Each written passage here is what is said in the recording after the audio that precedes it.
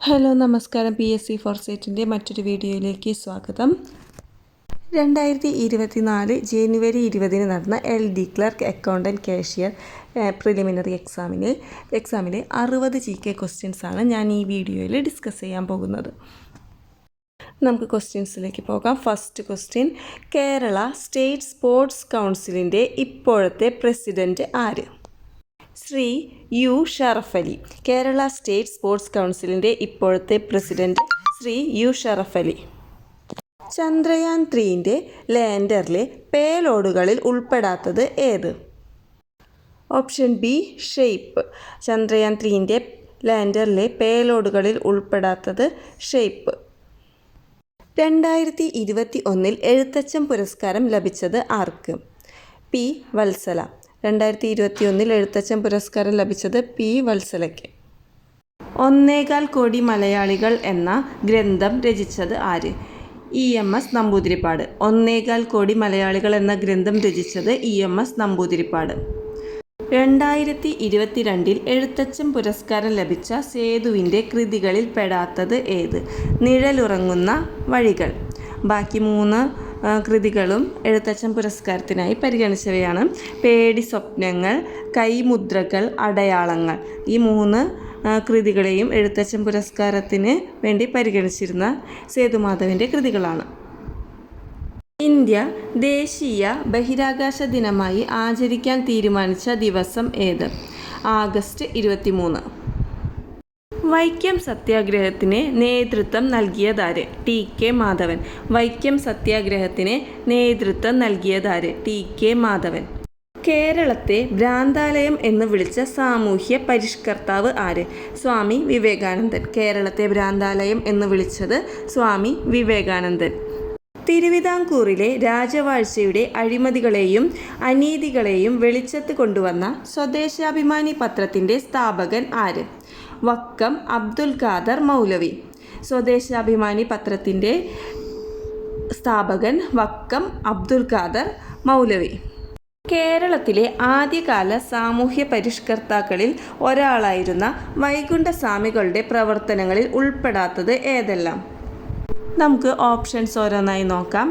British ഭരണത്തെ വെണ്ണീച്ച ഭരണം എന്ന് വിളിച്ചത് വൈകുണ്ഠസ്വാമികളാണ്. പന്തി ഭോജനം സംഘടിപ്പിച്ചത് വൈകുണ്ഠസ്വാമികൾ. സമത്വ സമാജം എന്ന സംഘടന സ്ഥാപിച്ചതും വൈകുണ്ഠസ്വാമികളാണ്. അപ്പോൾ ഇതിൽ 3ാമത്തെ ഓപ്ഷനായ മനുഷ്യരാണ് മനുഷ്യൻ്റെ ജാതി എന്ന് പ്രഖ്യാപിച്ചത് വൈകുണ്ഠസ്വാമികളുടെ പ്രഖ്യാപനമായിരുന്നില്ല ഇത്. അപ്പോൾ ഇതിൽ 3 മാത്രം ഉള്ളതാണ് വൈകുണ്ഠസ്വാമികളുടെ പ്രവർത്തനങ്ങളിൽ ഉൾപ്പെടാത്തത് എന്ന് പറയാം. ഉപദ്വീപീയ നദികളിൽ വെച്ച് ഏറ്റവും നീളം കൂടിയ നദി ഏത്? ഗോദാവരി. ഉപദ്വീപീയ നദികളിൽ വെച്ച് ഏറ്റവും നീളം കൂടിയ നദി ഗോദാവരി. പടിഞ്ഞാറൻ തീര സമതലവുമായി ബന്ധമില്ലാത്ത പ്രസ്താവനകൾ ഏത്? നമുക്ക് ഓപ്ഷൻസ് ഓരോന്നായി നോക്കാം. കായലുകളും അഴിമുഖങ്ങളും കാണപ്പെടുന്നു. പടിഞ്ഞാറൻ തീരങ്ങളിൽ കാണപ്പെടുന്നവയാണ് കായലുകളും അഴിമുഖങ്ങളും. പിന്നെ ഡെൽറ്റ രൂപീകരണം നടക്കുന്നു. പടിഞ്ഞാറൻ തീരസമതലങ്ങളിൽ ഡെൽറ്റ രൂപീകരണം നടക്കുന്നില്ല. താരതമ്യേന വീതി കൂടുതൽ. പടിഞ്ഞാറൻ തീരസമതലം താരതമ്യേന വീതി കുറവാണ്. കിഴക്കൻ സമതലങ്ങളാണ് താരതമ്യേന വീതി കൂടിയവ. അറബിക്കടലിനും പശ്ചിമഘട്ടത്തിനും ഇടയിൽ സ്ഥിതി ചെയ്യുന്നു. അറബിക്കടലിനും പശ്ചിമഘട്ടത്തിനും ഇടയിൽ സ്ഥിതി ചെയ്യുന്നത് പടിഞ്ഞാറൻ തീര സമതലം ആണ്. അപ്പോൾ ഓപ്ഷൻസ് 2ഉം 3ഉമാണ് പടിഞ്ഞാറൻ തീര സമതലവുമായി ബന്ധപ്പെട്ട് തെറ്റായ പ്രസ്താവനകൾ. ഇന്ത്യയിൽ റെയിൽ ഗതാഗതം ആരംഭിച്ച വർഷം ഏത്?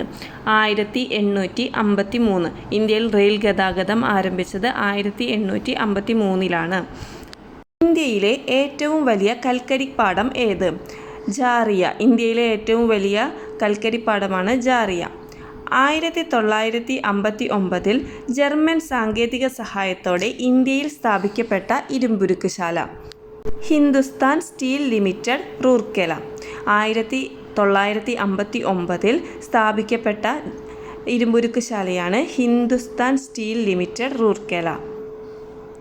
ജർമ്മൻ സാങ്കേതിക സഹായത്തോടെയാണ് ഇന്ത്യയിൽ ഹിന്ദുസ്ഥാൻ സ്റ്റീൽ ലിമിറ്റഡ്, റൂർക്കേല സ്ഥാപിക്കപ്പെട്ടത്.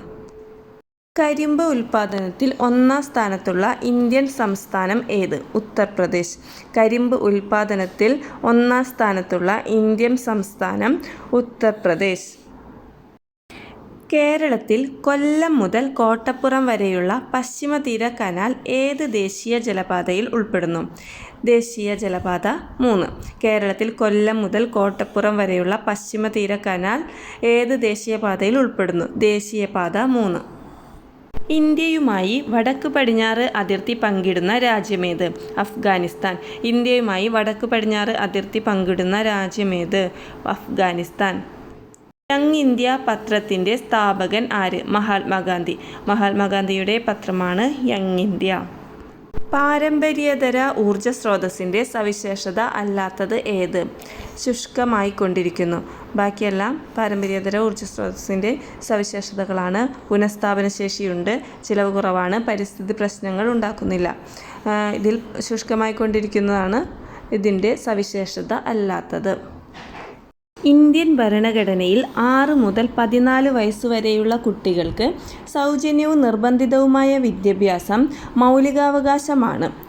ഭരണഘടനയുടെ ഏത് അനുച്ഛേദമാണ് ഈ വിദ്യാഭ്യാസ അവകാശം ഉൾപ്പെടുത്തിയിട്ടുള്ളത്? അനുച്ഛേദം 21A. അനുച്ഛേദം 21A വിദ്യാഭ്യാസ മൗലികാവകാശമായി ഉൾപ്പെടുത്തിയിട്ടുള്ളത്. ഇന്ത്യൻ ഭരണഘടനയിൽ മൗലിക കർത്തവ്യങ്ങളെക്കുറിച്ച് പ്രതിപാദിക്കുന്നത് ഏത് ഭാഗത്താണ്? ഭാഗം 4A. ഭാഗം 4A ഇന്ത്യൻ ഭരണഘടനയിൽ മൗലിക കർത്തവ്യങ്ങളെക്കുറിച്ച് പ്രതിപാദിക്കുന്നത്. ദേശീയ ഗാനം ആയ ജനഗണമന രചിച്ചത് ആര്? രവീന്ദ്രനാഥ ടാഗോർ. ദേശീയ ഗാനം ആയ ജനഗണമന രചിച്ചത് രവീന്ദ്രനാഥ ടാഗോർ. ദേശീയ ഗീതമായ വന്ദേ മാതരം ആദ്യമായി പാടിയത് ഇന്ത്യൻ നാഷണൽ കോൺഗ്രസിൻ്റെ ഏത് സമ്മേളനത്തിലായിരുന്നു? കൽക്കത്ത കോൺഗ്രസ് സമ്മേളനം. വന്ദേ മാതരം ആദ്യമായി പാടിയത് കൽക്കത്ത കോൺഗ്രസ് സമ്മേളനത്തിലാണ്. ദേശീയ പതാകയുടെ നീളവും വീതിയും തമ്മിലുള്ള അനുപാതം എത്ര? 3:2. 3:2 അനുപാതത്തിലാണ് ദേശീയ പതാക നിർമ്മിക്കുന്നത്. ദേശീയ മനുഷ്യാവകാശ കമ്മീഷൻ നിലവിൽ വന്നത് ഏതു വർഷത്തിൽ? 1993 ഒക്ടോബർ 12. ദേശീയ മനുഷ്യാവകാശ കമ്മീഷൻ നിലവിൽ വന്നത് 1993 ഒക്ടോബർ 12. ഇന്ത്യയിൽ വിവരാവകാശ നിയമം നിലവിൽ വന്നത് ഏതു വർഷത്തിൽ? 12 ഒക്ടോബർ 2005.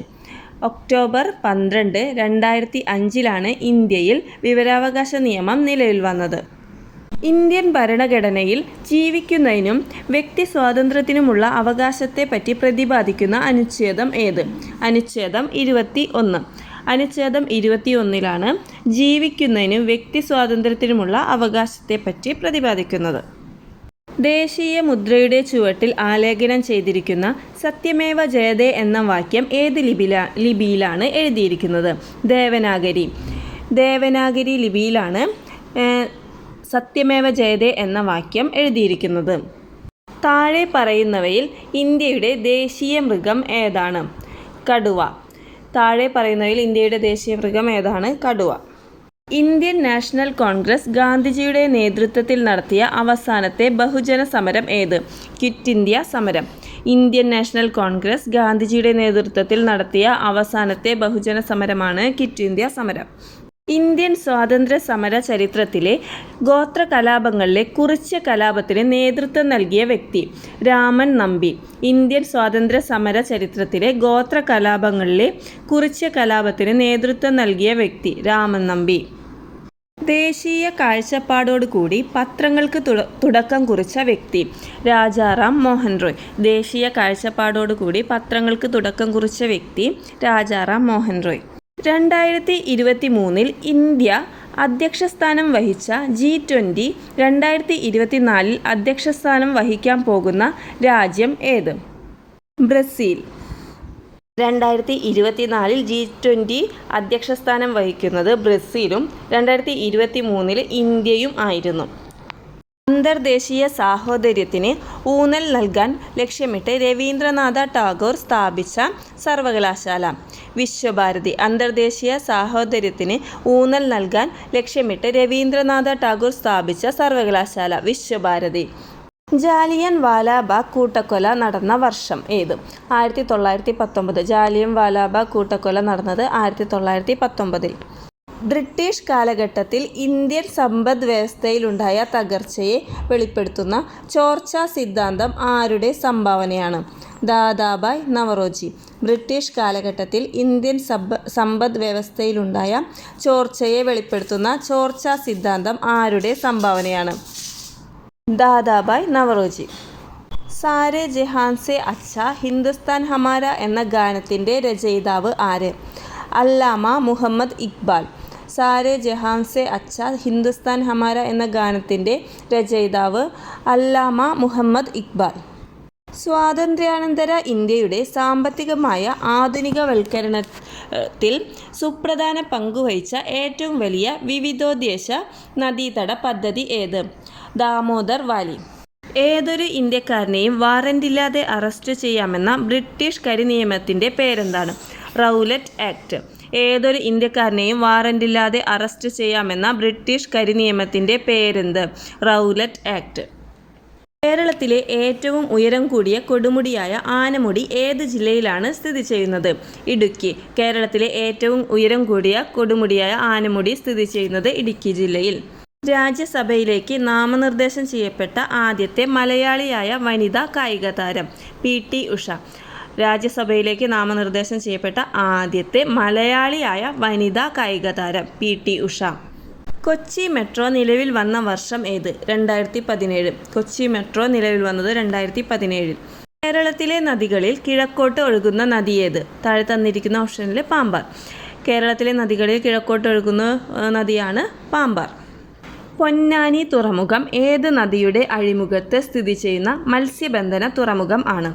ഭാരതപ്പുഴ. പൊന്നാനി തുറമുഖം ഏത് നദിയുടെ അഴിമുഖത്ത് സ്ഥിതി ചെയ്യുന്നത്? ഭാരതപ്പുഴ. 2023 മികച്ച പിന്നണി നായികയ്ക്കുള്ള ദേശീയ പുരസ്കാരം നേടിയ കേരളീയ വനിത നഞ്ചിയമ്മ. 2022 മികച്ച പിന്നണി ഗായികയ്ക്കുള്ള ദേശീയ പുരസ്കാരം ലഭിച്ചത് നഞ്ചിയമ്മയ്ക്ക്. കേരളത്തിലെ ആധുനിക വ്യവസായങ്ങളുടെ വളർച്ചയെ ത്വരിതപ്പെടുത്തുന്ന പള്ളിവാസൽ ജലവൈദ്യുത പദ്ധതി സ്ഥിതി ചെയ്യുന്നത് ഏത് ജില്ലയിൽ? ഇടുക്കി. കേരളത്തിലെ ആധുനിക വ്യവസായങ്ങളുടെ വളർച്ചയെ ത്വരിതപ്പെടുത്തുന്ന പള്ളിവാസൽ ജലവൈദ്യുത പദ്ധതി സ്ഥിതി ചെയ്യുന്നത് ഇടുക്കി ജില്ലയിൽ. വംശനാശം സംഭവിച്ചുകൊണ്ടിരിക്കുന്ന വരയാടുകളെ സംരക്ഷിക്കുന്ന കേരളത്തിലെ ദേശീയ ഉദ്യാനം ഏത്? ഇരവികുളം. വംശനാശം സംഭവിച്ചുകൊണ്ടിരിക്കുന്ന വരയാടുകളെ സംരക്ഷിക്കുന്ന കേരളത്തിലെ ദേശീയോദ്യാനമാണ് ഇരവികുളം. കേരളത്തിലെ ഏറ്റവും വലിയ കായൽ ഏത്? വേമ്പനാട്ടുകായൽ. കേരളത്തിലെ ഏറ്റവും വലിയ കായലാണ് വേമ്പനാട്ടുകായൽ. കേരളത്തിലെ സ്വപ്ന പദ്ധതിയായ വിഴിഞ്ഞം തുറമുഖം ഏത് താലൂക്കിലാണ് സ്ഥിതി ചെയ്യുന്നത്? നെയ്യാറ്റിൻകര. വിഴിഞ്ഞം തുറമുഖം സ്ഥിതി ചെയ്യുന്ന താലൂക്കാണ് നെയ്യാറ്റിൻകര. സാധുജന പരിപാലന സംഘം രൂപീകരിച്ചത് ആര്? അയ്യങ്കാളി. സാധുജന പരിപാലന സംഘം രൂപീകരിച്ചത് അയ്യങ്കാളി. 1888 ശ്രീനാരായണ ഗുരു ശിവപ്രതിഷ്ഠ നടത്തിയ സ്ഥലം ഏത്? അരുവിപ്പുറം. 1888 ശ്രീനാരായണ ഗുരു ശിവപ്രതിഷ്ഠ നടത്തിയ സ്ഥലം അരുവിപ്പുറം. കേരളത്തിൽ ബ്രിട്ടീഷുകാർക്കെതിരെ നടന്ന ആദ്യത്തെ സംഘടിത കലാപം ആറ്റിങ്ങൽ കലാപം. കേരളത്തിൽ ബ്രിട്ടീഷുകാർക്കെതിരെ നടന്ന ആദ്യത്തെ സംഘടിത കലാപം ആറ്റിങ്ങൽ കലാപം.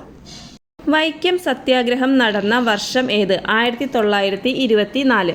വൈക്കം സത്യാഗ്രഹം നടന്ന വർഷം ഏത്? 1924.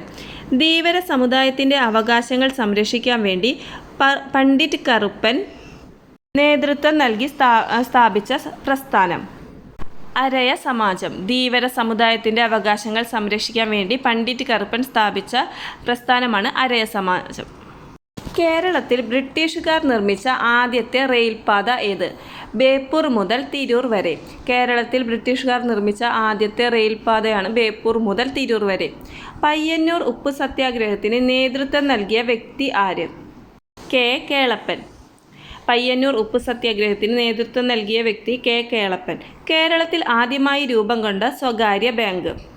നെടുങ്ങാടി ബാങ്ക്. കേരളത്തിൽ ആദ്യമായി രൂപം കൊണ്ട സ്വകാര്യ ബാങ്ക് നെടുങ്ങാടി ബാങ്ക്. 2024 നടക്കുന്ന ഒളിമ്പിക്സിന് വേദിയാകുന്ന നഗരം? പാരീസ്. 2024 ഒളിമ്പിക്സ് നടക്കാൻ പോകുന്നത് പാരീസിൽ. പ്രശസ്ത നാടകമായ അടുക്കളയിൽ നിന്നും അരങ്ങത്തേക്ക് എന്ന കൃതിയുടെ കർത്താവ് ആര്? വി.ടി. ഭട്ടതിരിപ്പാട്. പ്രശസ്ത നാടകമായ അടുക്കളയിൽ നിന്ന് അരങ്ങത്തേക്ക് എന്ന കൃതിയുടെ കർത്താവ് വി.ടി. ഭട്ടതിരിപ്പാട്. 60 GK ക്വസ്റ്റ്യൻസുകൾ നമ്മൾ നോക്കിക്കഴിഞ്ഞു. ഇനി അടുത്ത ക്ലാസ്സിൽ അടുത്ത ക്വസ്റ്റ്യൻ പേപ്പറുമായി കാണാം. എല്ലാവരും വീഡിയോസ് കാണുക, ലൈക്ക് ചെയ്യുക, കമൻറ്റ് ചെയ്യുക, ചാനൽ സബ്സ്ക്രൈബ് ചെയ്യുക. അടുത്ത ക്ലാസ്സിൽ കാണാം. Okay, by.